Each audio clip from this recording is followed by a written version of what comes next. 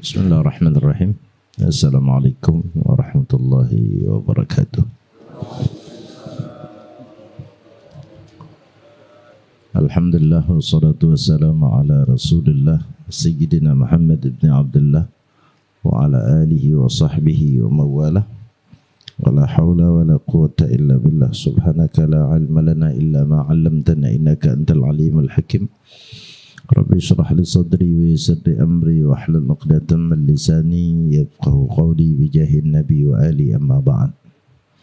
Ayyuhal hadirin wal hadirat, Bapak Ibu yang dirahmati Allah Subhanahu wa taala.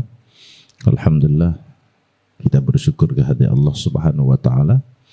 Malam hari ini sebagaimana biasanya kita bisa hadir kembali, insyaallah. Kita akan melanjutkan kajian rutin kita. Kebetulan malam hari ini sebagaimana yang sebelumnya sudah kita beritahukan bahwa mulai malam hari ini berikut kemudian selanjutnya kita akan selang-seli majelis kita ini dengan dua kitab kajian fikih. Yang kedua yaitu kitab yang akan kita baca ini, yaitu kitab Nasaihul Ibad. Kitab ini boleh dikategorikan tasawuf juga karena lafaz tasawuf pun sebenarnya tidak lari daripada nasihat. Makanya sebagian ulama mengategorikan kitab Nasaihud Diniyah Al-Imam Al-Habib Abdullah Al-Haddad masuk dalam kategori ilmu tasawuf. Nah, dari sini kita bisa belajar bahwa tasawuf yang sering kita dengar itu bukan semata-mata berlepas dari syariat. Maka kalau kita lihat di dalam kitab-kitab tasawuf yang dikarang para ulama-ulama kita, mulai dari zaman dahulu hingga saat ini, bahkan boleh kita katakan mulai daripada Al-Imam Ghazali, Al-Imam Junaid Al-Baghdadi, ketika kitab-kitab beliau, ketika mereka mengarang, menulis daripada bahasan yang disebut orang tasawuf, selalu kemudian diselipkan tiga. Yang pertama, tauhid. Karena memang landasan. Jadi orang bertasawuf jangan berlepas dari tauhid. Kemudian yang kedua syariat. Nah yang ketiga baru mereka biasanya menyebutnya dengan akhlak. Karena tasawuf identiknya dengan akhlak. Etika kita kepada Allah, etika kita sesama kita, bahkan etika kita dengan diri kita. Itulah sebenarnya yang dibahas tasawuf. Nah jadi ketika kita mendengar kalimat tasawuf ini, jangan diartikan bahwa berlepas dari syariat. Nah ini yang seringkali banyak kita dengar, entah dari mana saya pun tidak tahu, tapi yang kadang-kadang sering kita dengar begitu. Bahkan ada orang yang mohon maaf, waliyadzubillah, ada orang yang kemudian ketika sudah belajar tasawuf, kemudian kita kenalkan dengan masalah wudu, masalah sholat, banyak orang mengatakan oh itu syariat. Seolah-olah dilepaskan antara tasawuf dengan syariat. Dan saya ini bukan dengar orang. Saya pernah dihadapkan dengan seseorang yang dia punya pemikiran begitu. Oh itu bahasan syariat Ustadz. Kalau tasawuf lain. Tasawuf itu memang pembahasannya lain. Tapi tidak berarti keluar atau lari dari syariat. Tidak boleh. Tidak boleh. Patokan kita dalam beramal ini kan Nabi. Kalau kita katakan kita adalah orang tasawuf. Nabi itu adalah induknya tasawuf. Semua ilmu tasawuf, hakikat, tarikat, ma'rifat, itu semuanya diperoleh dari Nabi. Bahkan di antara ulama mengatakan kalau ada orang bertarikat, hakikat, ma'rifat, tapi dia berlepas daripada Nabi, maka bukan hakikatnya ma'rifat. Maka Al-Imam Ibnu Arabi mengatakan, la yartajil usul man lam yutabi'ir rasul. Tidak akan pernah sampai seseorang kepada Allah kalau dia tidak ikut kepada Nabi. Itu standar tuh. Jadi kalau ada orang kemudian tidak bersyariat, berarti dia berlepas dari Nabi. induk syariat itu, penghulu syariat itu Nabi. Nah, kan aneh jadinya. Jadi ada orang, ini kalimat ini sering kemudian dikatakan, memang secara kajiannya beda. Kajian tasawuf tentunya beda, karena dia bahasnya lebih kepada hati, kemudian lebih kepada perasaan sir dan sebagainya, atau ungkapan hikmah-hikmah.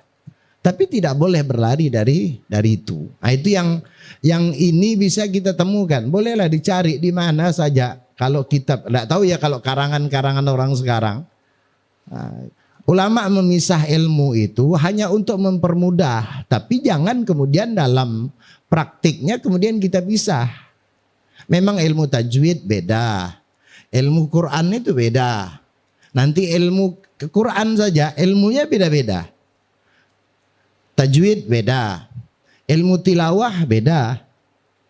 Tapi kalau digabungkan kan indah. Tapi coba kalau kita pisah.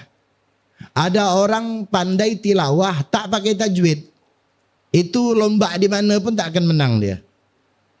Ya karena memang yang dipelajari tilawah, yang dinilai orang kan lagunya, kalau bahasa kita ya. Ketika kemudian ada orang MTQ, yang lebih tersohor tuh lagunya, yang lebih dielu-elukan nama itu lagunya, bagus lagunya. Tapi lagu itu baru bagus ketika diiringi dengan tajwid. Kan gitu. Nah ini saya gambaran bahwa dalam ilmu Al-Quran saja, ini belum tafsirnya, belum kemudian cara-cara bacanya kemudian. Nah, tapi tidak boleh berlepas bahwa penilaian itu memang ini yang dinilai apa? Yang dinilai adalah tilawahnya, artinya kaitan dengan lagu. Tapi memang judulnya lagu. Kalau ada orang kemudian berupaya, kemudian dia hanya fokus ke lagu, tapi kemudian mengabaikan tajwidnya, itu kacau nanti. Nggak akan dapat juara kalau saya katakan itu. Sama dengan ilmu, ada ilmu tajwid, ilmu fikih, ilmu hadis, ilmu kemudian tauhid, ilmu tasawuf, itu ulama agar mempermudah. Tujuan kita menggabungkannya, jangan dipisah. Ketika kita dapat semua, tauhidnya mantap, fikihnya mantap, tasawufnya mantap, digabungkan, itulah yang jadi mereka ini itu seperti itu. Jadi ahli tasawuf seperti Imam Ghazali, pakarnya bahkan dikatakan, induknya Imam Ghazali, Imam ini itu semua tidak berlepas. Coba lihat ibadahnya. Coba lihat manaqib Imam Syafi'i itu. Bagaimana kemudian syariatnya. Bagaimana kemudian tauhidnya.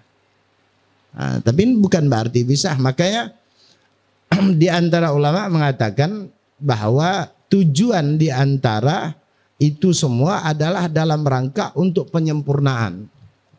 Penyempurnaan. Ya kita lah sendiri bangun rumah. Bangun rumah itu ada yang bagian interior dalam, ada yang bagian luarnya, ada yang bagian pondasi, dan itu tidak boleh dipisah-pisah. Memang kerjanya sendiri-sendiri. Tapi kemudian kita pisahkan, tak jadi rumah. Pondasi di sana, dinding di sini, entah aneh jadinya kan? Seperti itulah kalau menurut gambaran saya.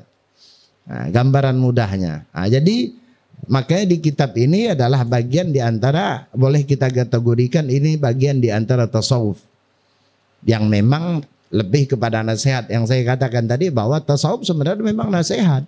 Nasihat buat diri kita, itu tasawuf. Sehingga orang yang belajar tasawuf, dia artinya apa yang dia pelajari itu nasihat yang bagi diri kita. Saya pun tidak berarti saya bertasawuf, saya bukan ahli tasawuf. Jauh, sangat jauh. Bahkan tak layak sedikit pun untuk dinisbatkan sebagai seorang tasawuf, orang sufi. Walaupun hari ini kadang-kadang agak lebih mudah orang itu menisbatkan seseorang terkait dengan mursyid. Padahal mursyid itu sendiri ada syarat-syaratnya. Sehingga kualitas kita ini memang berbeda. Mursyidnya secara istilahnya sama. Tapi kemudian kualitas mursyidnya itu tak bisa dipungkiri berbeda. Hari ini pendidikan umum kita saja, contoh mudahnya, S1 sekarang dengan SMA dulu itu mungkin sebanding, bahkan lebih pintar SMA dulu. Dulu orang habis SMA tuh ngajar. Dulu. Sekarang S1 tuh kadang-kadang masih kaku dia ngajarnya. Nah, secara kualitasnya. Jadi S1 hari ini dengan S1 dulu beda. S1-nya sama. Kenapa? Itu tadi kualitasnya kita yang kurang. Jadi hari ini saya tidak mengajar tapi sama-sama belajar.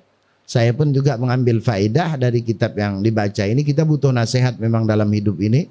Nah, karena yang jarang tersentuh itu kadang-kadang bab nasihat ini. Maka saya pribadi butuh sekali akan nasihat. Dan tidak ada nasihat yang lebih baik adalah kecuali nasihat-nasihat yang keluarnya memang dari para ulama-ulama yang Allah berikan hikmah.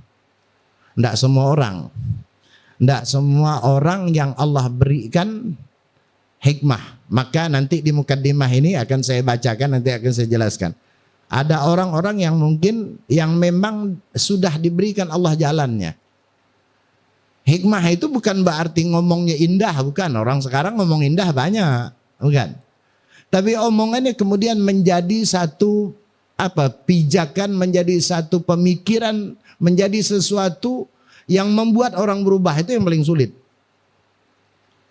Bahasa kita mungkin lebih indah hari ini dibandingkan orang dulu. Tapi dari bahasa, dari kalimat yang dikeluarkan beda dengan yang dikeluarkan oleh mereka. Kenapa? Mereka keluar itu adalah sir yang Allah titipkan lewat ucapan. Hari ini omongannya sama kita ucapkan, tapi tidak ada sir. Jadi kalau bahasa orang itu tidak ada setrumnya. Nah, justru oleh karena itu kita ingin menyambungkan kita ini dengan mereka. Kita ingin berharap bahwa hikmah-hikmah yang keluar dari nasihat-nasihat mereka ini jadi obat buat kita, jadi penyemangat buat kita di dalam beribadah, dalam menjalani daripada kehidupan. Maka di awal ini saya bacakan, mungkin untuk mukaddimahnya ini saya bacakan secara cepat saja. Nanti insya Allah minggu depan mudah-mudahan cepat datang. Jadi kita sudah pegang kitab. Jadi di rumah bisa kita baca-baca. Sengaja memang kita cari sebelahnya Arabnya, sebelahnya terjemahnya. Karena biasanya kalau terjemah saja kita mungkin agak kurang mantap. Karena kita ingin belajar sedikit-sedikit banyak. Kita ingin tahu lafadz hadisnya macam apa. Lafadz daripada nasihat-nasihat atau kalam-kalam ulama itu seperti apa. Sehingga itu lebih memperkuat menurut saya. Maka insya Allah kita akan ambil daripada terjemahan itu. Maka untuk permulaan ini saya bacakan dulu mukaddimah beliau. Bismillahirrahmanirrahim. Alhamdulillahilladzi ja'ala al-irma. Ya, mukaddimah. Alhamdulillahilladzi ja'ala al-ilma arfa'ud darajat al-kamaliyah. Jadi kalau bahasa kita, beliau sebelumnya kemudian memberikan satu mukaddimah, pendahuluan sebagai bentuk syukur beliau kepada Allah Subhanahu wa taala, dan bentuk syukur itu diungkapkan oleh beliau dalam kalimat pujian. Ya, beliau mengatakan alhamdulillah, segala puji bagi Allah alladzi ja'alal ilma, yang telah menjadikan ilmu arfa'us sifat al-kamaliyah, paling tingginya sifat kesempurnaan. Sifat kesempurnaan itu ada pada titik ilmu. Kalau kita belajar ilmu berarti kita belajar untuk menata atau menuju sifat kesempurnaan. Makanya di dalam Al-Quran ketika Nabi meminta qur rabbi wa qur rabbi zidni ilma, Nabi tidak minta yang lain, minta tambah ilmu. Padahal gudangnya ilmu itu adalah Nabi. Wa qur rabbi zidni ilma. Paling sempurnanya sifat, paling tingginya sifat kesempurnaan. Wa asyhadu an la ilaha illallah. Kemudian beliau meyakinkan, mentahqiq atau meyakinkan diri. Beliau mengucapkan kesaksian dengan mengatakan wa asyhadu an la ilaha illallah, dan aku bersaksi bahwasanya tiada Tuhan, kalau kita terjemahkan, illallah, kecuali Allah. Karena ilah itu memang umumnya diterjemahkan Tuhan. Kenapa? Kalau Tuhan itu banyak. Kalau Allah satu. Tuhan itu sesuatu yang dijadikan sesembahan itu Tuhan. Ilah. Sesuatu yang dijadikan sesembahan Tuhan. Maka semua agama punya Tuhan. Tapi di sini lebih dikuatkan dengan mengatakan illallah, tiada Tuhan, aila ma'buda bihaqqin, tidak ada yang sebenar-benarnya yang layak disembah illallah kecuali Allah. Untuk lebih meyakinkan kepada kita bahwa tiada Tuhan yang layak, yang patut untuk disembah dengan sebenar-benarnya illallah. Wahdahu esa, tunggal. Ini penguat. La syarikalah, sama. Tidak ada sekutu baginya. Kalau dah tunggal berarti dah tidak ada sekutu. Nah, tunggal yang tidak ada sekutu. Alladzi khassa man syaa min ibadihi bil ma'asiril hukmiyah atau hikamiyah, mohon maaf, al-hikamiyah. Yaitu Allah yang tidak ada sekutu baginya, yang mengkhususkan kepada hamba yang ia kehendaki bil ma'asir al-hikamiyah, dengan apa, kalau asar itu apa? Dengan dampak atau dengan efek atau bekas hikmah. Kalau bahasa apa? Kalau bahasa kita ini lebih enaknya. Asar itu sebenarnya bekas. Asarus sahabah, bekas peninggalan, bisa diartikan peninggalan. Bisa diartikan gini. Yang Allah khususkan kepada hamba-hamba yang Allah Subhanahu wa taala berikan daripada hikmah. Makanya tadi di awal saya katakan bahwa hikmah itu adalah sesuatu ungkapan yang Allah Subhanahu wa taala berikan di dalamnya sir, rahasia. Jadi kalau bahasa kita kan kata hikmah, orang biasanya menerjemahkan dengan kata bijak. Nah, al-hikmah atau al-hikam itu bijak. Tapi yang dimaksud di sini tidak hanya sekedar bijak. Karena kadang-kadang sesuatu yang bijak ini, kalau dalam terjemahan kita ya, sesuatu yang bijak ini belum tentu apa ya. Ada orang kadang-kadang hari ini untuk dikatakan bijak harus melanggar. Harus melanggar biar dibilang bijak. Enggak, bijak yang dimaksud ini adalah bijak yang kemudian menyentuh. Makanya disebut dengan hikmah, hikamiyah. Makanya enggak semua orang yang diberikan Allah. Pengarang asal kitab ini namanya Al-Imam Syihabuddin Ahmad ibn Hajar al-Asqalani. Beliau yang punya syarah kitab Sahih Bukhari. Tidak ada syarah hadis Bukhari yang paling top kecuali syarah yang ditulis oleh beliau. Al-Imam Syihabuddin Ahmad ibn Hajar al-Asqalani. Kalau Al-Haytami itu fikih. Kebetulan kalau bab hadis ini beliau. Nah, beliau mengumpulkan daripada hadis Rasulullah, termasuk daripada perkataan-perkataan daripada para sahabat yang kemudian disyarahkan oleh Al-Imam Nawawi Al-Bantani. Ini kebanggaan kita karena orang Indonesia walaupun beliau orang Banten, tapi secara keseluruhan adalah ulama Indonesia. Nah, yang beliau beri namanya kitab Nasaihul Ibad. Kemudian wa asyhadu anna Muhammadan abduhu wa rasuluh. Kemudian beliau juga memberikan kesaksian bahwasanya aku bersaksi, kata beliau, anna Muhammadan abduhu wa rasuluh, bahwasanya Nabi Muhammad itu adalah hambanya Allah dan rasulnya.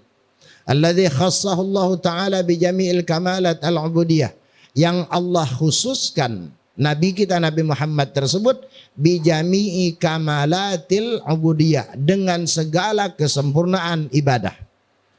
Segala bentuk penghambaan tidak ada yang sesempurna Nabi. Makanya kalau aneh, kalau kemudian ada orang menganggap bahwa satu ilmu, apakah itu tasawuf, sebagai bentuk penghambaannya kepada Allah, namun pada praktiknya kemudian dia lari berlepas dari ajaran Nabi Muhammad, itu tidak nyambung. Kenapa? Tidak ada penghambaan yang paling sempurna yang dilakukan oleh seorang hamba kecuali Nabi Muhammad. Makanya Allah menjadikan beliau sebagai contoh. Di mana-mana yang kalau udah contoh itu pasti yang terbaik. Kita jadikan rumah ini rumah percontohan. Walaupun yang akan dibangun nanti belum tentu seindah itu, tapi di mana-mana kalau udah rumah percontohan itu tetap paling bagus. Kayunya bagus, ini ya bagus. Contoh. Yang dibangun ke belakang nanti belum tentu. Kan begitu tuh. Yang di mana-mana percontohan. Nah, Allah jadikan Nabi Muhammad di percontohan dalam segala hal. Dalam ibadahnya, dalam ketaatannya, dalam kemakrifahannya, dalam semua hal. Maka tidak ada contoh yang seindah, sebaik, sesempurna daripada contoh yang memang diutus oleh Allah. Kalau kita ada percontohan bisa jadi itu belum tentu sesuai dengan sebagian orang. Tapi kalau ada Allah yang memberikan satu percontohan, Allah yang memiliki alam semesta ini, berarti sudah paling top sudah. Maka kita beruntung. Jadi umat Nabi Muhammad ini plus sangat-sangat beruntung dengan segala keistimewaannya, sehingga Allah berikan kemuliaan-kemuliaan. Wa sallallahu ala sayyidina Muhammad. Salawat Allah, atau kalau bahasa kita, dan salawat terhadap salawat Allah Subhanahu wa taala ala sayyidina terhadap junjungan kita Muhammadin, yaitu Nabi Muhammad, alladzi mala Allahu taala qalbahu, yang Allah penuhi, Allah isi hati dia, yaitu hati Nabi kita Muhammad sallallahu alaihi wasallam, min jalalihil a'la jalla wa ala, dengan keagungan Allah. Jadi hati Nabi Muhammad sudah dipenuhi oleh Allah dengan kebesaran, dengan keagungan Allah. Kokoh, mantap. Kenapa? Allah sendiri yang kemudian yang memenuhi. Maka ini juga diantara hikmah atau praktik Allah mengisi hati Nabi Muhammad itu dengan keagungannya. Itu diantara praktik pembelahan dada Nabi yang dalam sejarah dilakukan 4 kali itu dalam rangka pengukuhan, penguatan terhadap keteguhan keimanan atau hati Nabi Shallallahu Alaihi Wasallam. Nabi kan dibelah dadanya. Waktu kecil ketika Nabi kemudian Isra wal Mi'raj, ada 4 kali ulama mengatakan pembelahan dada Nabi Shallallahu Alaihi Wasallam. Nah, itu bentuknya. Kemudian mana tadi itu? Wa ayyanahu sallallahu alaihi wasallam min jamalihil asna, dan Allah sematkan kepada Nabi Muhammad keindahan sempurna dari Allah Subhanahu wa taala. Nabi Yusuf itu terkenal dengan gantengnya. Bahkan kalau orang baca Quran, ketika dikatakan, kalau kita tanya orang, siapa Nabi yang paling ganteng? Mesti orang jawabnya Nabi Yusuf. Betul tak? Padahal tidak ada manusia yang sempurna kecuali, kalau kata sempurna ini berarti gantengnya, putihnya, tingginya, otaknya, semua berarti. Tapi kenapa kalau kita tanya orang, siapa Nabi yang paling ganteng? Tanya kemana-mana, mesti jawabannya Nabi Yusuf. Karena Nabi Yusuf yang Allah unggulkan dari Nabi Yusuf adalah kegantengannya. Sehingga yang dijual dari Nabi Yusuf kegantengannya. Nabi Muhammad itu diunggulkan akhlaknya. Sehingga yang populer dari Nabi Muhammad itu akhlaknya. Tapi bukan berarti Nabi Yusuf lebih ganteng dari Nabi Muhammad. Bukan. Tidak ada yang lebih ganteng dari Nabi Muhammad. Nabi Muhammad itu adalah manusia yang sempurna khalqan wa khuluqan. Sifatnya, ciptaannya, pribadinya paling sempurna. Nah, jadi jawabnya begitu. Memang betul secara penobatan Allah bahwa Nabi Yusuf dinobatkan kegantengannya. Tapi Nabi Muhammad yang dinobatkan adalah akhlaknya. Maka yang muncul ya yang dinobatkan. Tapi tidak berarti bahwa bahwa kemudian Nabi Muhammad di bawah standar daripada Nabi Yusuf. Enggak akan terjadi itu. Dan Allah, kata ulama, tutupi Nabi Muhammad itu, kegantengan Nabi Muhammad itu dengan jalalihi, dengan hibahnya. Makanya di antara sahabat ketika ditanya, tidak ada di antara sahabat yang kalau berdekatan dengan Nabi, berhadapan, yang sanggup menatap wajah Nabi Muhammad. Tidak ada. Itulah alasan kenapa di antara ulama yang dimaksud para sahabat, tidak ada yang berani mensifati wajah Nabi Muhammad.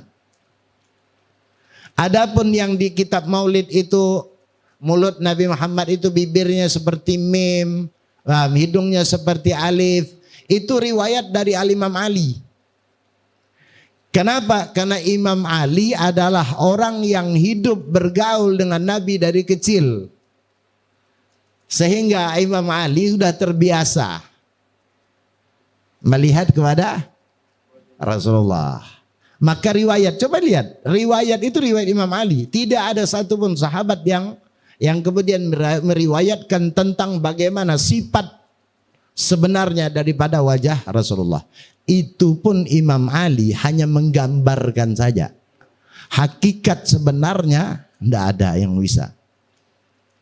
Bagaimana? Ka'anna fi ru'usihimut thair. Rasulullah, sahabat itu kalau di hadapan Nabi itu seolah-olah di kepala mereka itu ada burung. Jadi tak berani dongak. Bergerak pun tak ada, tunduk.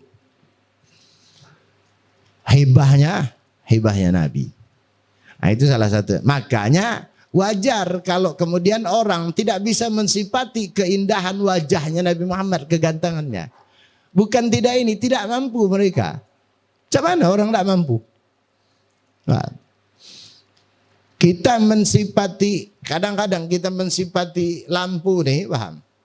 Itu karena sekali lihat. Tapi kalau dah lama-lama kita pun bingung. Begitulah, ibarat seperti itu. Tidak kuat mata kita, dipaksakan tidak kuat.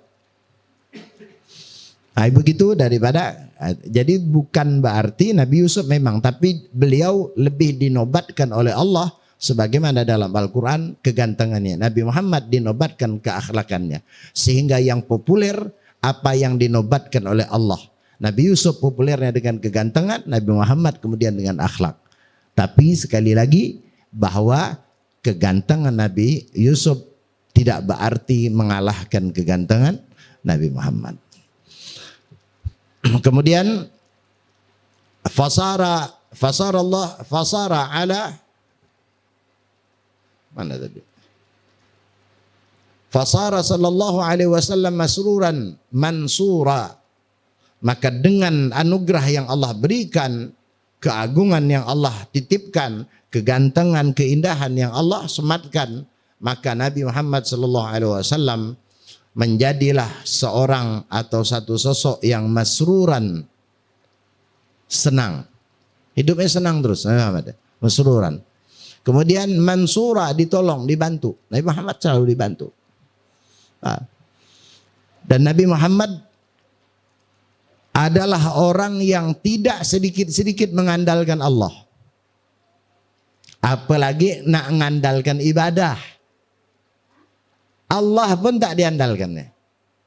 Tak diandalkan artinya bukan berarti bahwa Allah tidak hebat. Enggak, tapi tidak dijadikan andalan. Andalan itu tameng. Kita mohon maaf ya, kalau kemudian kita rajin ibadah, Masya Allah, diuji Allah. Kadang-kadang andalan kita, apalah, ya Allah, aku ini dah ibadah. Ini andalan namanya. Ya? Nabi Muhammad itu diberi jaminan doa mustajab. Bukan hanya Nabi Muhammad sebenarnya, semua Nabi kan diberikan doa mustajab. Semua nabi yang pernah Allah Subhanahu wa taala utus, yaitu rasul yang Allah bekalkan doa mustajab, semua di antara mereka sudah mengambil bagiannya. Kenapa? Ada yang tak mampu dengan tabiat kaumnya. Paham? Sehingga Nabi Allah Lut kemudian berdoa kepada Allah, ya Allah adalah hancurkan dia. Dikabulkan Allah, dibalikkan. Nabi Fir'aun, Nabi Musa, Nabi Ibrahim, tidak kuat semua. Nabi Muhammad lebih baik menahan duka daripada mengucapkan atau meminta kepada Allah. Kenapa? Nabi Muhammad tidak manja kalau bahasa orang. Sehingga tidak mengandalkan Allah, tidak selalu mengandalkan Allah. Tidak, tetap ikhtiar dulu. Kadang-kadang sungguh sudah terjepit Nabi Muhammad, tidak minta. Malaikat kan yang nawarkan seringkali. Tuh ketika Nabi Muhammad di mana? Di Taif. Nah, itu malaikat yang kemudian nawarkan. Nabi Muhammad enggak. Padahal kondisi Nabi Muhammad kurang apa lagi? Gigi berdarah, geraham berah. Sampai kita saking banyaknya darah hatta ihtadaba ni'lah. Sampai merah sendalnya Nabi Muhammad itu. Kucuran darah. Nah, tapi beliau tetap tak mengandalkan. Nah, ini yang dikatakan bahwa padahal beliau adalah mansur. Sosok yang selalu ditolong oleh Allah. Tapi memang terbukti ditolong. Tapi andai kata Nabi Muhammad ingin pertolongan itu jauh lebih cepat. Orang Taif itu baru enak, Nabi minta ya selesai. Tidak sempat dia melempar. Nah, tapi Nabi tidak gunakan itu. Ternyata jadi perhatian Allah. Kita ini kadang-kadang kalau tidak selalu mengandalkan, paham? Mengandalkan Allah, lebih kepada ikhtiar kita, kadang-kadang kita akan diberikan Allah jauh lebih. Padahal kita punya kesempatan semua. Semua kita akan diberikan jaminan doa. Allah katakan ud'uni, itu berlaku untuk siapa saja. Yang ahli maksiat, selagi dia beriman, maka khitab atau tujuan daripada ayat itu untuk dia. Yang ahli ibadah sama. Semua orang mukmin yang beriman kemudian punya porsi kesempatan untuk berdoa kepada Allah. Tapi orang yang tidak sedikit-sedikit kemudian berdoa atau mengandalkan Allah, itu jauh lebih mulia dan nanti diangkat oleh Allah. Coba lihat tuh. Para ulama-ulama, paham? Ada yang di macam-macam. Ada yang di penjara, ada ini ulama-ulama dulu. Bab penjara ini bukan sekarang, dari zaman dulu udah mulai sudah. Pak Imam Syafi'i itu sudah kena penjara. Ada yang kena gebuk, kena gini, tetap saja. Disitulah Allah Subhanahu Wa Taala angkat derajatnya. Orang dakwah dengan model mereka, dengan dakwah model kita, yang kemana-mana saya katakan sendal kita dibalikkan, balik dibekalkan amplop. Kemudian makanan nyaman, itu beda dengan mereka yang beda. Di dunia Allah tampakkan, tapi dalam perjalanan ikhtiar itu kadang-kadang memang Allah tidak tampakkan. Sehingga sepertinya yang betul-betul itu terzalimi. Tapi Allah kemudian innallaha la tukhliful mi'ad. Allah tak akan pernah ingkar janji. Sehingga akan Allah berikan. Itulah yang didapatkan oleh mereka-mereka, para as-salafun salih, para ulama-ulama kita. Besar. Kadang-kadang bukan mereka yang menikmati di dunia, tapi di alam barzah pasti. Untuk di dunia ya siapa? Anak-anaknya mereka. Habib Hasan bin Ahmad Baharun itu, kalau semasa beliau, saya mengalami zaman beliau. Dari beliau pakai sepeda pancal ketika awal-awal saya itu pakai sepeda pancal. Yang pondok yang sekarang megah yang tidak pernah kita bayang itu pancal. Habis itu beli motor Suzuki, masih ingat saya. Suzuki mungkin sama dengan almarhum ini ada gak? Suzuki ya, masih ingat saya. Suzuki warna hijau apa kalau tidak salah tuh. Putih hijau, yang depan apa namanya, tebengnya putih itu. Masih ingat saya. Habis itu kemudian barulah beli Grand. Nah, itu dapat itu semua saya. Sampai terakhirnya beliau beli Supra yang hari ini masih dipakai oleh Habib Zain. Mobilnya itu dulu ada mobil Bulldog, anak-anak manggil Bulldog. Satu-satunya mobil, enggak tahu mobil apa itu Bulldog itu. Ada gak? Betul. Yang itu zaman dulu tuh. Itu banyak bedorongnya daripada naik. Itu tempat angkut nasi itu kan, di zaman beliau masih ada tempat angkut nasi. Tak tahu kemana bangkainya sekarang tuh. Kemudian barulah beliau beli Kijang. Baru terakhir itu Kijang Krista pada salah ya. Warna hijau dan masih ada di rumahnya Habib Husin. Jadi kalau dipikir zaman beliau belum tidak merasakan. Tidak merasakan nikmatnya. Walaupun di saat itu sudah merasakan. Tapi kalau kita bayangkan sekarang ini, dia anggap tidak merasakan. Tapi di saat itu sudah dianggap mewah. Karena kijang kristal gitu-gitu sudah mewah. Nah, tak jarang juga beliau kemudian naik mobil elep tuh. Mana ada kiai mau naik mobil elep? Hari ini Alphard kiai itu. Paham? Tapi hari ini anak-anak beliau. Tapi dia barzah pasti.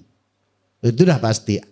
Kadang-kadang kebaikan kita itu yang merasakan kadang-kadang bukan kita. Di dunia ya, bab di dunia. Tapi di akhirat dah pasti.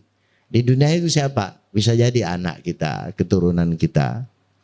Tapi tak jarang juga kemudian Allah berikan juga dia di dunia. Banyak itu. Tapi andai kata, maka jawabannya bahwa pasti akan Allah berikan. Anak-anak beliau semuanya mengakui. Besarnya dari Abuya pengorbanan beliau. Luar biasa. Wa ala alihi wa sahbihi. Kemudian salawat dan salam juga semoga tercurah pada keluarganya, sahabatnya, wasalikin. Nah, ini kita dapat ini, wasalikin dan orang yang menempuh ala nahji di jalannya. Siapa orang yang menempuh jalan mereka, kita dapat bagian doa ini. Tapi siapa yang di antara kita yang keluar, maka keluar atau tidak mendapatkan bagian doa ini. Makanya beliau mengatakan orang yang menempuh jalan Nabi Muhammad semuanya dapat doa itu.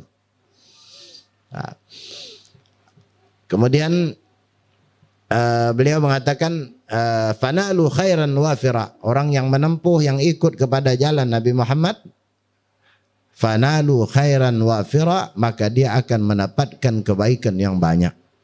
Sebanyak apa? Tidak terhingga. Nah, semakin banyak kemudian semakin bagus kita di dalam mengikuti jejak daripada Nabi Muhammad melalui keluarganya, sahabatnya, tabi'in sampai kepada kita ini, maka sebanyak itulah kebaikan yang akan kita dapatkan. Amma ba'd, kemudian beliau sudahi dengan kata iman, amma ba'd. Amma ba'd ini kalau dalam bahasa surat kita dengan ini.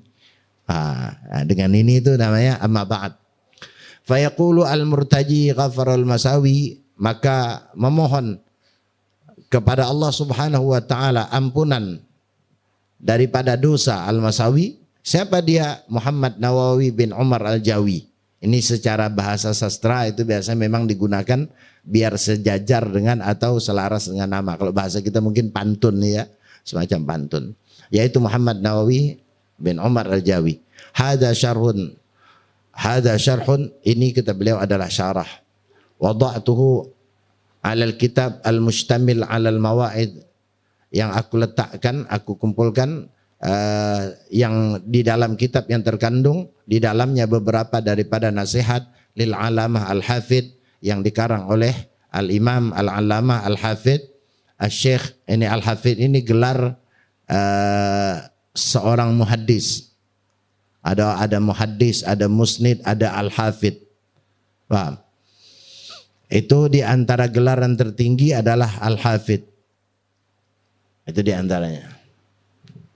Syihabuddin Ahmad bin Ali bin Muhammad bin Ahmad Asy-Syafi'i, kemudian Asy-Syahir bi Ibni Hajar al-Asqalani, summa al-Misri, taghammadahu Allah taala bi rahmati amin, wa sammaituhu nasaihal ibad fi bayani alfaz munabbihat alal isti'dad li yaumil ma'ad. Karya daripada, jadi beliau mensyarahkan karya daripada al-Imam Ahmad bin Ali bin Muhammad bin Ahmad Asy-Syafi'i yang masyhur digelar dengan al-Imam Ibn Hajar al-Asqalani, summal Masri, kemudian Mesir, karena beliau setelahnya ke Mesir. Taghammadahullahu taala bi rahmati, semoga Allah menyempurnakan akan rahmatnya kepadanya akan rahmat Allah Subhanahu wa taala, amin. Wa sammaituhu, dan kata Imam Nawawi, aku namakan kitab ini Nasaihul Ibad dengan Nasaih al-Ibad. Nasaih itu nasihat-nasihat hamba, fi bayani alfaz, di dalam atau penjelasan terkait dengan lafaz-lafaz al-munabbihat. Munabbihat itu apa? Peringatan alal isti'dad li yaumil ma'ad, yaitu atas kitab yang berjudul Al-Isti'dad li Yaumil Ma'ad, persiapan menuju hari akhir. Ini semuanya yang dikarang oleh Al-Imam An-Nawawi.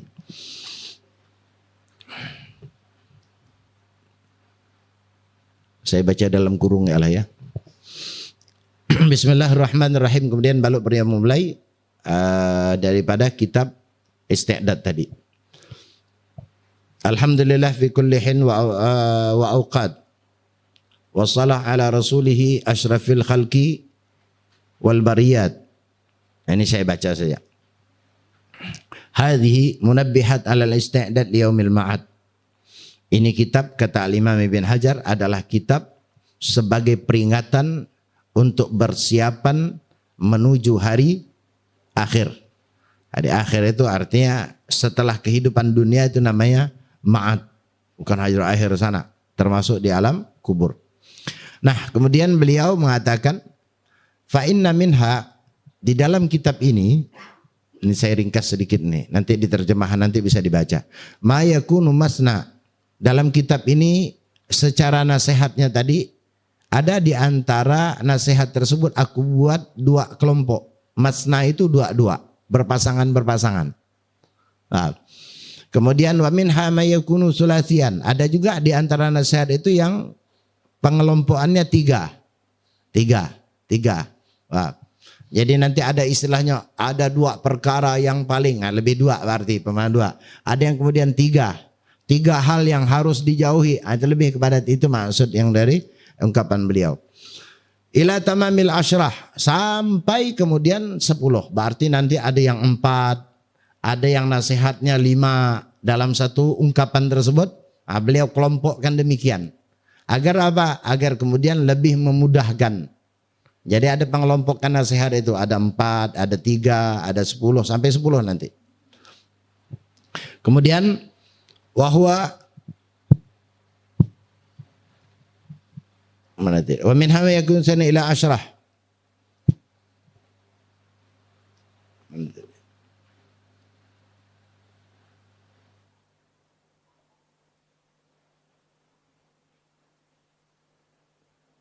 Ada langsung di sini ya.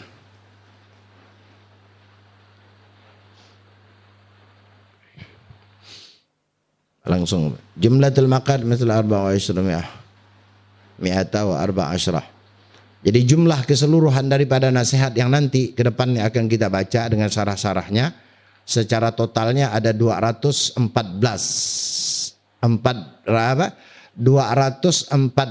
hadis dan 245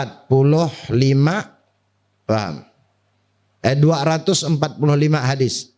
Wal bawaqi, sisanya nanti asar. Asar itu adalah perkataan para sahabat. Nanti ada perkataan para sahabat, perkataan Sayyidina Umar, perkataan Imam Al-Imam Ali. Paham? Wa anal an uridu at-tabarruk bi itiyani hadisain. Dan kata beliau, sekarang ini kata beliau, aku ingin bertabarruk atau mengambil berkah dari 2 hadis Nabi. Asy-syarifain, yang mulia, jalilain, yang punya kandungan keagungan. Ini yang kita baca insyaallah. Fal hadisul awal, hadis yang pertama. Ajazani bihi al-alama asy-syekh Muhammad al-Khatib asy-Syami. Hadis ini kata beliau, hadis pertama ini adalah hadis yang diijazahkan kepadaku oleh guruku, yaitu al-alama Syekh Muhammad al-Khatib asy-Syami, orang Syam.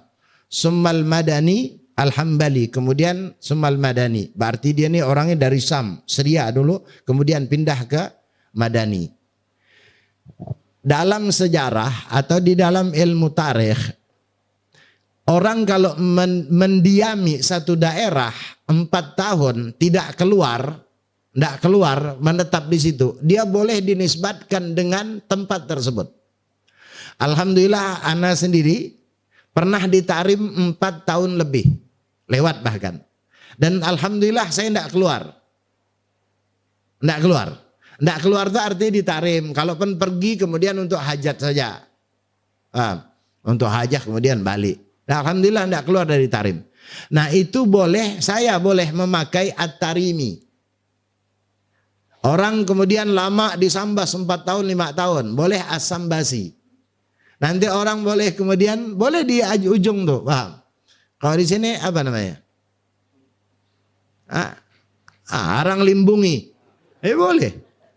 Itu seorang dulu bangga. Kenapa? Artinya dia pernah berdomisili Dan orang tidak perlu nanya lagi, mesti di atas 4 tahun. Itu secara sejarah. Makanya biasa Al-Madani, Al-Misri, Summal Madani. Asyami, Summal Madani. Dia dulu pernah di Syam. Habis itu kemudian Madinah. Habib Zain lahirnya di Indonesia, Habib Zain bin Smith. Nah, belajarnya di Tarim. Makanya beliau At-Tarimi, Summal Madani. Kenapa? Beliau lama kemudian di Tarim, kemudian lama juga di Madinah. Boleh. Jadi kalau mau dapat Al-Makki, Bapak pergi ke sana atau saya balik-balik. 4 tahun mau balik sini. Dapat gelar Al-Makki. Berapa tahun kata orang? Pas haji. Tak bisa pakai Al-Makki. Itu di antara. Makanya di sini tidak usah heran. Asyami, Summal Makki. Al-Hambali. Hambali itu marga atau apa namanya? Mazhabnya beliau adalah Hambali. Wahwa, adapun hadis yang pertama tersebut adalah hadis an Utsman bin Abbas. Ya betul ya. Saya ini pun tidak lihat.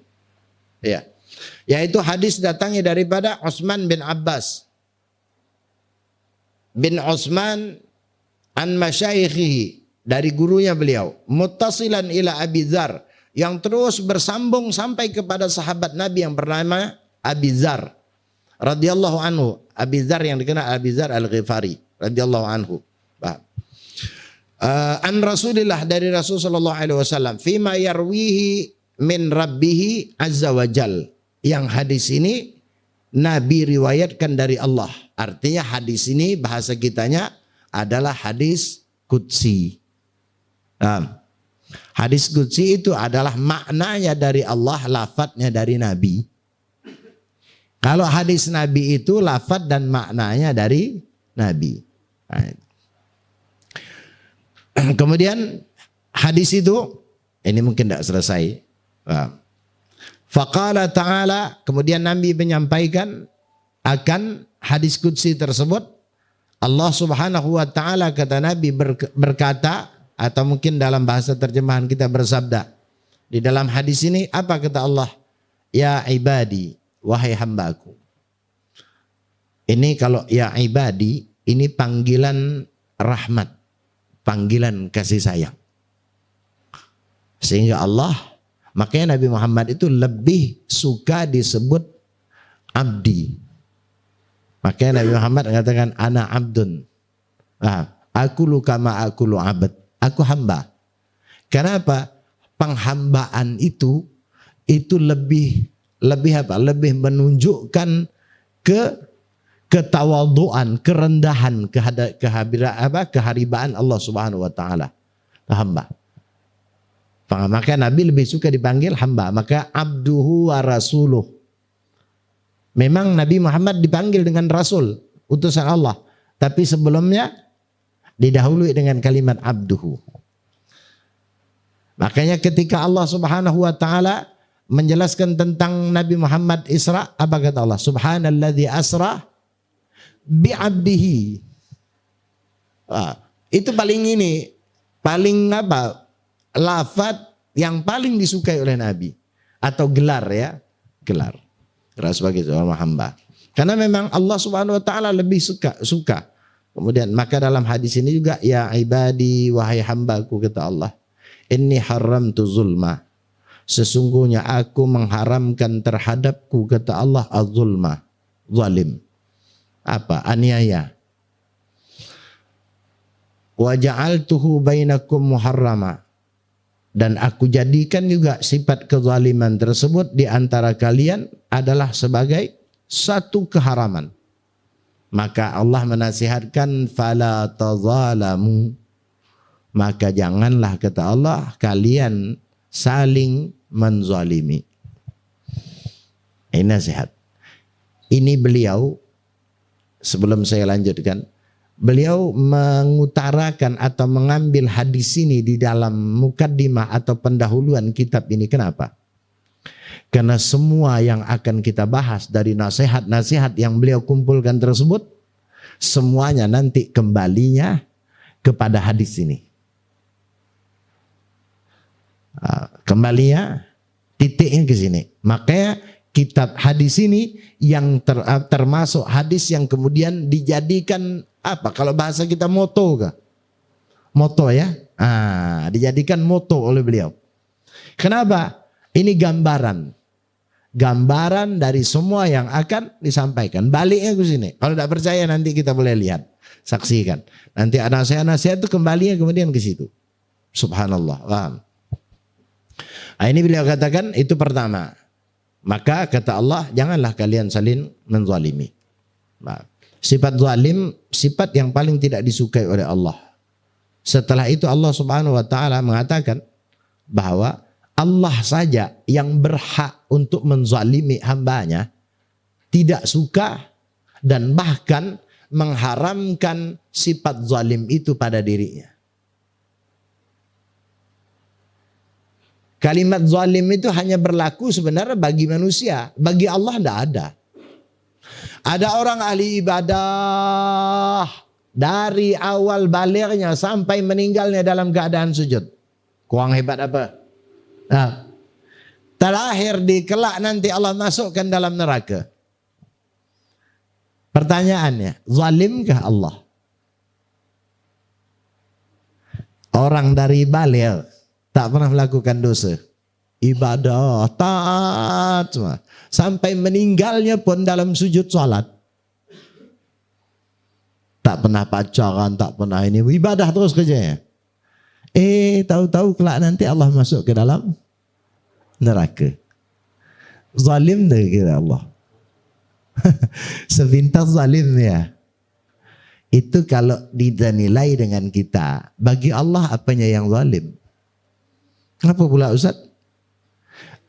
Sekarang orang yang ahli ibadah mati dalam sujud tuh, yang hidupkan dia siapa? Allah. Yang beri kekuatan dia ibadah siapa? Allah. Yang matikan dia dalam sujud. Apa zalimnya Allah? Kalau Allah mau, zalimnya Allah. Sekarang begini, aku takdirkan kau kuciptakan Allah. Dari awal kau maksiat sampai kau mati dalam maksiat. Allah. Kalau dinisbatkan kepada Allah tidak zalim. Tapi sifat itu bagi kita kalau mengklaim itu adalah zalim, benar. Tapi tidak boleh kita katakan bahwa zalim Allah. Tidak ada yang zalim bagi Allah. Tapi Allah ingin adil kalau bahasa kita. Sehingga Allah Subhanahu wa taala tidak menisbatkan kezaliman kepada kita saja. Allah lebih dahulukan kepada dirinya.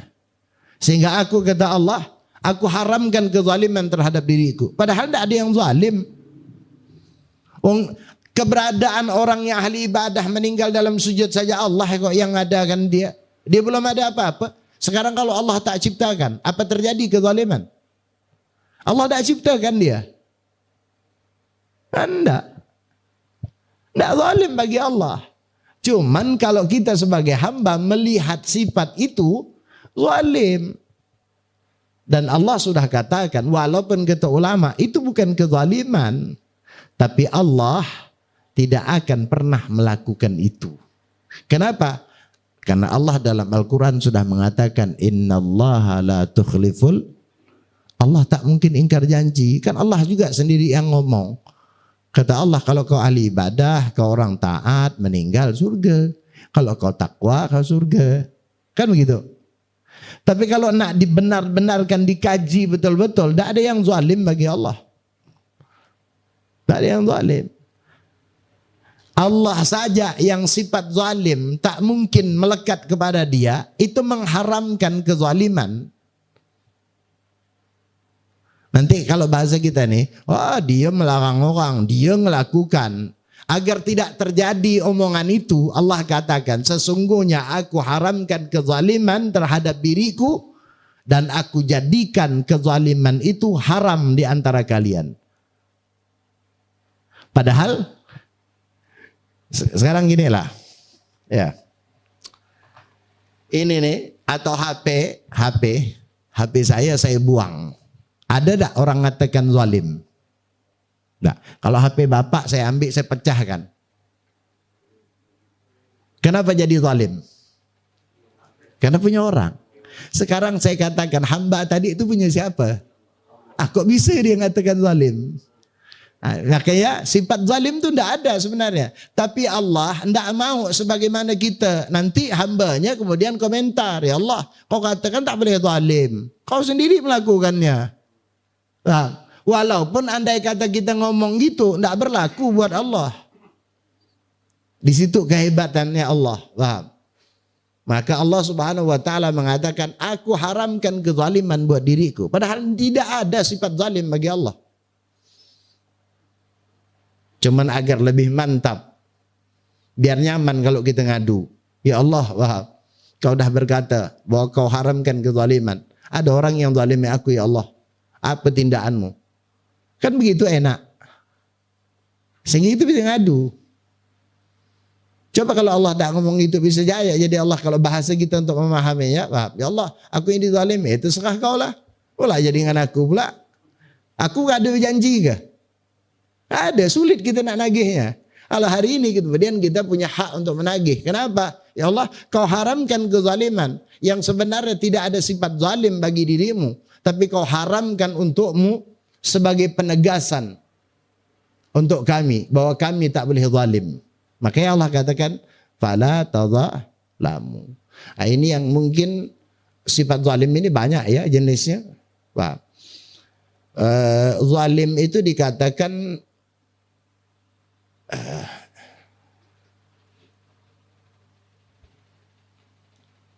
zalim itu adalah memberikan sesuatu bukan pada tempatnya. Di antara ulama menafsirkan atau mendefinisikan zalim itu adalah melakukan sesuatu, meletakkan sesuatu bukan pada tempatnya. Wad'u syai'in fi ghairi ma'halih. Itu di antara ulama ya. Nah, di antara ulama kemudian menafsirkan seperti itu. Tidak ditempatkan pada tempatnya. Itu zalim. Sekarang orang, kita ini zalim terhadap diri kita boleh. Di dalam diri kita ini ada, jasad kita ini ada hak untuk istirahat. Kemudian kita tak pakai untuk istirahat. Zalim. Zalim kepada siapa? Diri kita. Ada hak untuk anak kita. Kita tidak berikan hak tersebut. Zalim. Ada hak untuk suami kita. Kita tak berikan hak tersebut. Zalim. Jadi zalim itu pukulannya lebih luas bahkan. Kalau kita artikan zalim lebih kepada penganiayaan kan? Enggak. Penganiayaan itu zalim terbesar. Zalim kecil itu kalau bahasa kita ada. Dan itu zalim.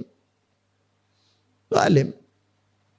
Ada orang punya peliharaan sapi, tidak diberinya makan, tidak diperhatikan ya, zalim. Nah, maka sebagian di antara ulama, jadi zalim itu dari hal yang terbesar sampai hal yang kecil. Maka tidak usah heran ada di antara ulama yang kemudian tidak memelihara burung. Kalau saya melihara, cuma dah mati waktu itu.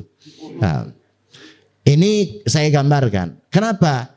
Mereka tidak mengatakan zalim, tapi saya menganggap bahwa saya mengurangi kebebasannya. Dan itu hak bagi dia. Jadi orang mengekspresikan itu, paham, macam-macam. Ada orang tak mau melihara arwana, saya juga melihara, mati juga. Kebetulan saya melihara dulu tuh. Paham, sampai 30 cm.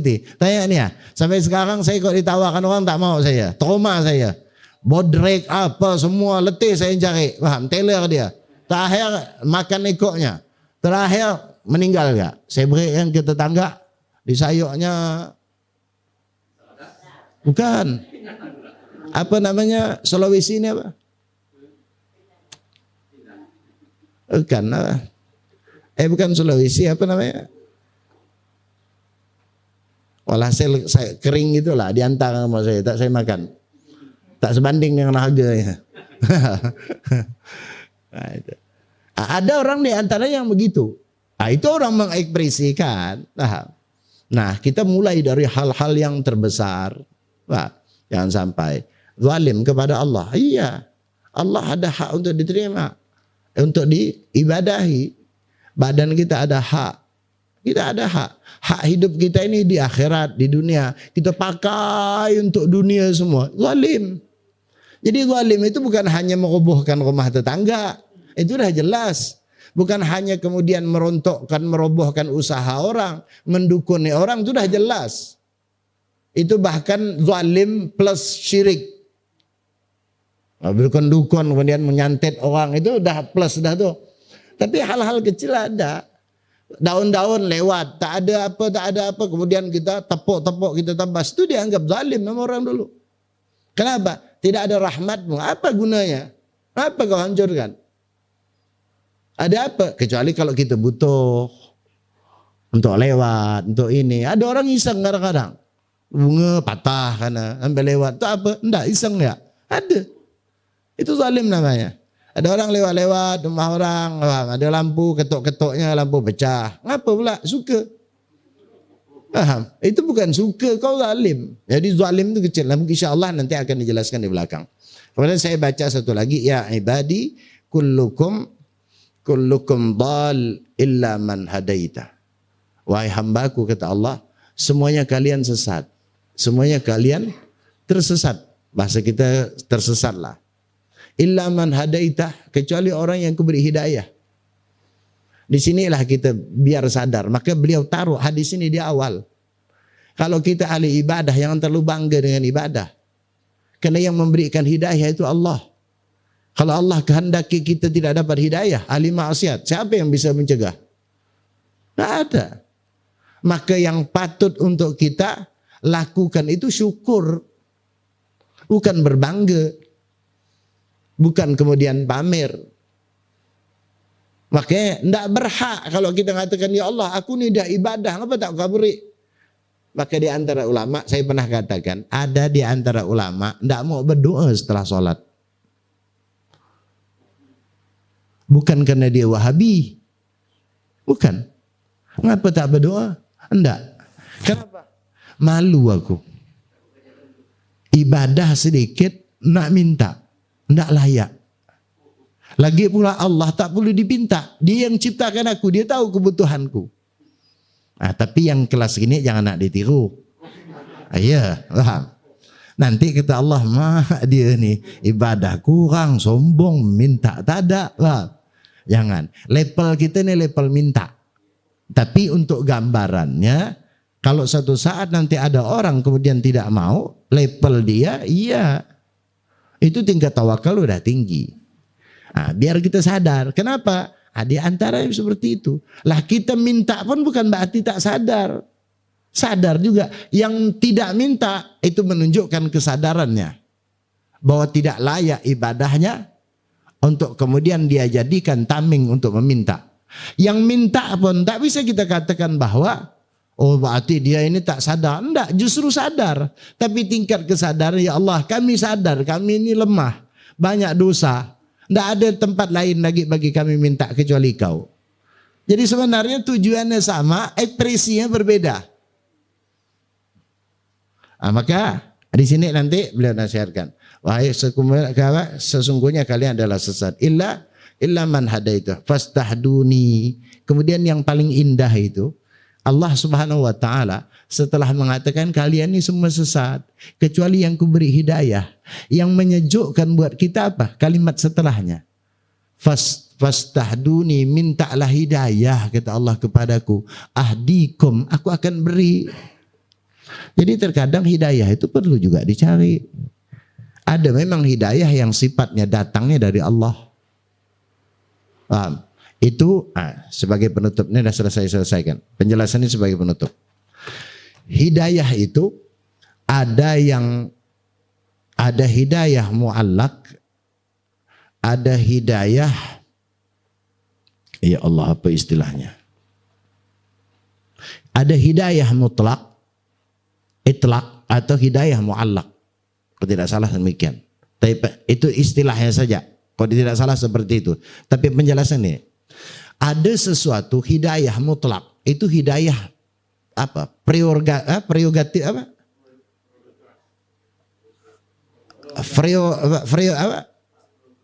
Hak prerogatif apa?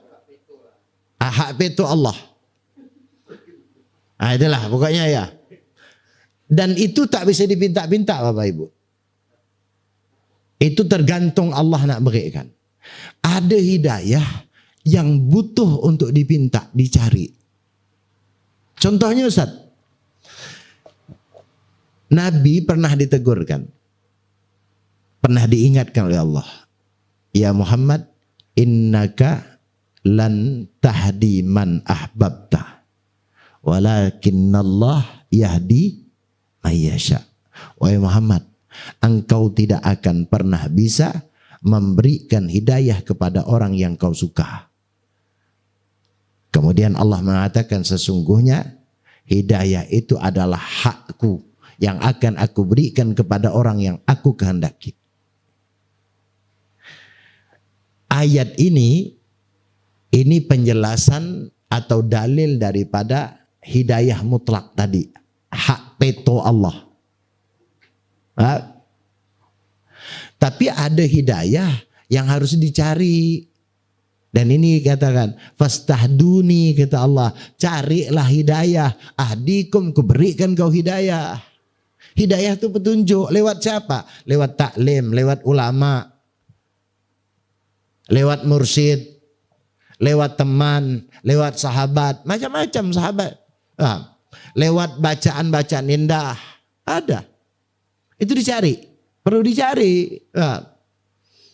Kumpul dengan orang baik. Itu salah satu di antara upaya kita untuk mencari hidayah. Nah, itu ada hidayah yang mutlak milik Allah. Ada hidayah yang perlu kita cari. Nah, kita berada di posisi mencari hidayah. Atau hidayah mu'allaq ini. Ini posisi kita. Jangan cari di posisi atas. Itu hak Allah, tidak usah kau ganggu gugat. Ada orang mengatakan, alah Ustaz, dewa apa gak belajar. Oh dah Allah masukkan aku dalam surga lah. Cobalah amalkan itu. Tetap mati terkangkang gitu ya. Iya, karena itu hak Allah. Jangan kau kacau-kacau. Kita sudah diberikan Allah untuk mencari jalan hidayah. Nabi Muhammad itu salah satu di antara sarana yang Allah utus sebagai jalan hidayah menuju Allah. Kita itu di situ posisinya, bukan di posisi hidayah peto. Hari ini dijadikan dijadikan orang sebagai tameng. Alah, kau dah mau Allah menentukan. Kau dah hidayah sampai tibanya, dah perlu aku gini-gini. Itu namanya ente ngambil hak Allah. Itu tidak usah kau kacau. Hak itu Allah. Kita ini sudah diberikan Allah. Ada hidayah yang kau cari. Maka maka di antaranya ulama gini penjelasannya sebagai penutup. Untuk membuktikan hidayah. Sekarang saya sering contohkan ini. Sekarang saya mau ke keraton. Atau sekarang saya mau ke Supadio. Saya tanya dengan orang, saya tak tahu Supadio itu mana. Di mana lah bandara udara itu? Kata orang di pinggir jalan tuh, Bapak Ustadz terus ke sana. Ada kemudian patung apa namanya? Pesawat itu. Belok kanan, habis itu nyampai. Kalau saya ikut arahan tadi, sampai tak? Sampai. Tapi kan masih ada kemungkinan belok saya. Iya kan? Nah, itu diantaranya. Maka ulama itu, nabi, para ulama, pengikut dan sebagainya, termasuk mereka yang kemudian pengarang-pengarang kitab ini, statusnya seperti yang nyampaikan tadi. Kalau saya ikut arahan dia tadi sampai. Tapi tadi dibilang kalau udah sampai ke patung pesawat tuh Ustaz, belok kanan, saya bantai kiri. Nah, kerasau saya. Nggak nyampai, paham? Nah, statusnya mereka itu. Kalau yang punya Allah ini, tidak perlu bagi kita untuk cari, paham? Karena ada saya ini, ada Ustaz, atau saya Pak, di mana bandara? Mau ke bandara? Iya. Kebetulan saya ini petugas bandara, ayo ikut. Pasti sampai, kecuali saya terjun dari sepeda motor dia. Seperti itu.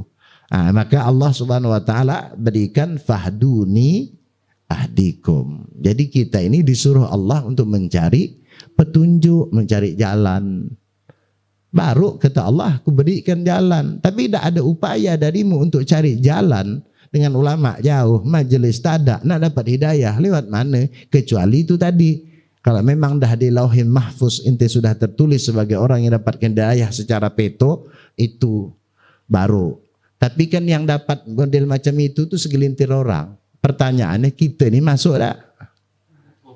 Kalau belum yakin, bagus cari dulu. Cari jalan yang ada, jangan nunggu sesuatu yang belum tentu kita tercatat. Ada memang orang, degil, bejat, luar biasa. Habis kawin, Masya Allah, tobat. Macam orang tak pernah melakukan apa pun. Ada. Tapi kan kalau kita lihat di masyarakat kita, itu 1001. 1001 orang yang ada macam itu. Khawatir kita nunggu yang itu, ternyata tak tercatat. Lalu sampai akhir hayat, macam itulah model kita. Itu nanti takutnya ke Fir'aun, kumpulan kita nanti. Itu yang kita takutkan. InsyaAllah nanti kemudian selanjutnya, mohon maaf ini mungkin agak makan waktu. Depannya insyaAllah nanti akan kita lanjutkan masih dalam hadis yang pertama, yaitu hadis Qudsi. Mudah-mudahan ini sebagai pembukaan, walaupun agak lama, mohon maaf. Mudah-mudahan ini menjadi penyemangat buat kita. Jadi untuk praktik fikih kita ini kadang-kadang untuk penyemangat yang kita butuh nasihat. Ibadah kita secara keseluruhannya kita butuh nasihat. Ya mudah-mudahan ini menjadi bekal buat kita, sekaligus menjadi motivasi buat kita di dalam beribadah, di dalam beramal. Baiklah, mungkin ini yang dapat saya sampaikan. Lebih kurang mohon maaf yang sebesar-besarnya. Kita tutup dulu, sama-sama baca doa kafaratul majlis. A'udzubillahi minasyaitonirrajim. Bismillahirrahmanirrahim. Subhanakallahumma wa bihamdika asyhadu an la ilaha illa anta astaghfiruka wa atubu ilaik. Wassalamualaikum warahmatullahi wabarakatuh. Waalaikumsalam warahmatullahi wabarakatuh.